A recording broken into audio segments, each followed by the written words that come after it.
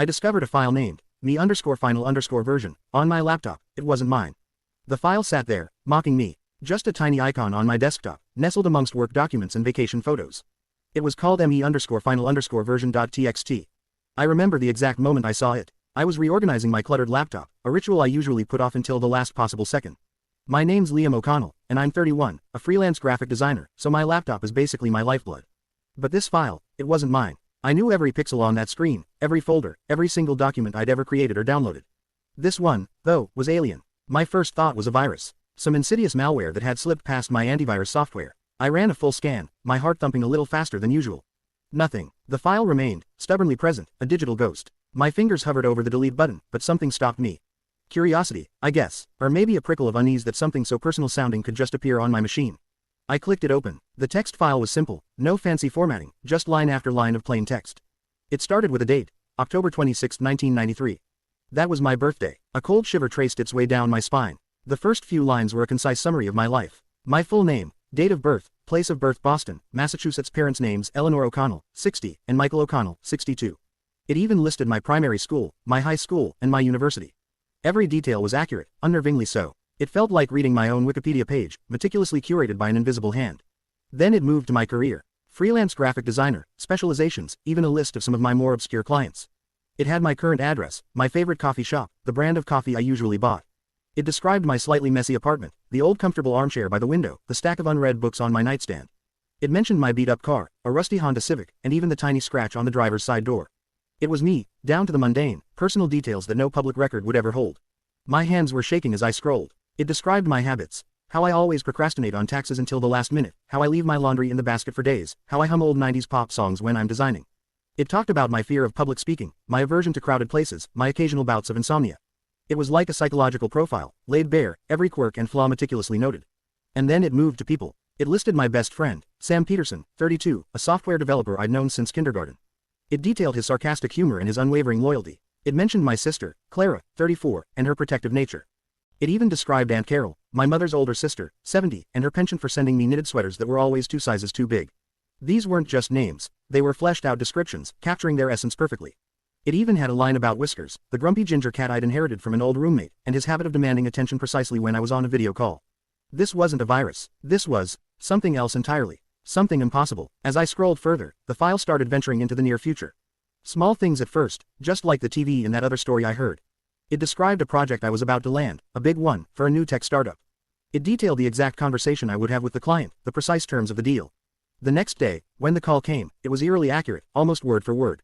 My stomach clenched. Then it predicted mundane mishaps. Forgetting my umbrella on a surprisingly rainy Tuesday. Tripping over my own feet while carrying groceries. My laptop battery dying at a crucial moment during a presentation. Each time, I tried to defy it. I put the umbrella by the door. I walked carefully with my groceries. I charged my laptop religiously. But fate, as described in me_final_version.txt, was immutable. The umbrella was forgotten, the groceries scattered, the laptop blinked dead. It was like reading a script and being forced to perform it, no matter how much you knew the lines. The file then moved into more personal predictions. It described a minor argument I would have with Sam about a forgotten dinner reservation. I tried to avoid the topic, to be extra agreeable, but the argument still unfolded, almost exactly as written. It described a difficult conversation with my mom about her health, a conversation I'd been dreading. The file even detailed the specific words she would use, the specific questions I would ask. The next day, facing her, it was like a pre-recorded dialogue. The detail, the sheer accuracy, was paralyzing. I stopped sleeping properly. Every night, I would open the file, scrolling through the next day's predictions, a grim ritual. It was a sneak peek into my own life, removing all spontaneity, all surprise. I knew what disappointments were coming, what small joys, what awkward encounters. My life became a performance, every action predetermined. Then, the file started predicting encounters with people I didn't know. It detailed meeting a woman with vibrant red hair at a bookstore, a small cafe, her name Chloe Davies, 29. It even described the conversation we'd have about a specific author. I didn't frequent bookstores much, but the next day, compelled by the file's prediction, I found myself there. And there she was, browsed the exact section, picking up the exact book. We struck up a conversation, and it unfolded just as the file had described. It was unsettling, but also intriguing. The file was setting up my life, not just describing it. The predictions grew more significant. It described me rescuing an old man, Arthur Jenkins, 75, from a fall on the icy sidewalk outside my building. The file detailed his exact route, the time, the slippery patch. The next morning, armed with this knowledge, I waited. When I saw him, I was there, my hand reaching out, steadying him before he could fall. He looked startled, then grateful. A small victory against the script, a tiny ripple in the predetermined flow. But the file didn't just predict positive interventions. It also showed me a difficult professional setback, a client dispute that would lead to a significant financial loss. I tried to negotiate differently, to foresee the pitfalls, but every move I made seemed to lead me down the exact path described in the file. It was a disheartening realization. Even with foreknowledge, some things seemed unchangeable. The more I read, the more I wondered who had written this. Was it a prank, a sophisticated AI, or something far more sinister? Was I living a predetermined existence, or was the file simply reflecting a future that was already set, regardless of my knowing? The questions gnawed at me, consuming my thoughts. I even considered wiping my laptop clean, but the fear of losing the map to my own life, however terrifying, stopped me. As the months passed, the file continued to update, adding new sections, new predictions. It detailed major life events, landing a dream client, a move to a slightly bigger apartment, even a new, less rusty car. It showed me meeting Jessica Lane, a woman I would eventually start dating, her witty humor and infectious laugh described in vivid detail. When I finally met her, months later, at a friend's party, it was like meeting someone I already knew intimately. The file described our first date, our first kiss, even our first minor argument. It was like I was living a carefully choreographed dance. The file also described a new creative direction for my work, a shift from pure graphic design to digital art, a passion I hadn't even fully acknowledged in myself yet. But as the predicted events unfolded, I found myself drawn to these new avenues, almost as if the file was guiding me, nudging me towards a destiny I was unaware of. The most unsettling part was the feeling of losing agency. My choices felt less like choices and more like following instructions. The thrill of discovery, the joy of spontaneity, slowly eroded. Life became a series of checked boxes, a narrative already written. The final_version wasn't just a label, it felt like a definitive statement, a completed product. Then came the part of the file that filled me with dread. It described a serious illness my father, Michael, would face, and the exact date he would receive a difficult diagnosis. The file was brutally specific, detailing the symptoms, the hospital, the doctor's name. I read it over and over, my hands shaking, a cold sweat breaking out on my forehead. My father was the rock of our family, strong and vibrant. The thought of him being ill was unbearable. The predicted date loomed closer, a dark cloud on my horizon.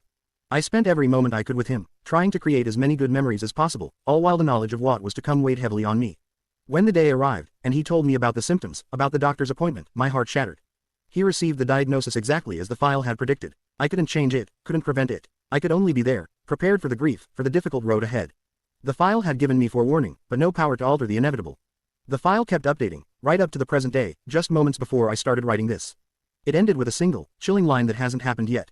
A very specific time and place. August 12, 2025, 3:17 p.m. The old lighthouse on Ocean Drive. It doesn't say what will happen. Just that. The date is less than a month away. My hands are still shaking. I've debated what to do. Should I avoid the lighthouse? Should I go, prepared for whatever awaits? Is this a warning, or another predetermined event? Part of me wants to defy it, to prove that I still have control over my own life, that I am not just a character in someone else's script. But the file has been so relentlessly accurate, so utterly unyielding in its predictions.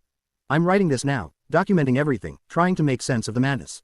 The file is still open on my desktop, its final line staring at me, a silent countdown. me_final_version.txt. Was it a gift, a curse, a cosmic joke? I don't know, but I know that my life, once a blank canvas, is now a painting with only one final stroke left. And I'm about to find out what that stroke will be. The old lighthouse on Ocean Drive. It's calling.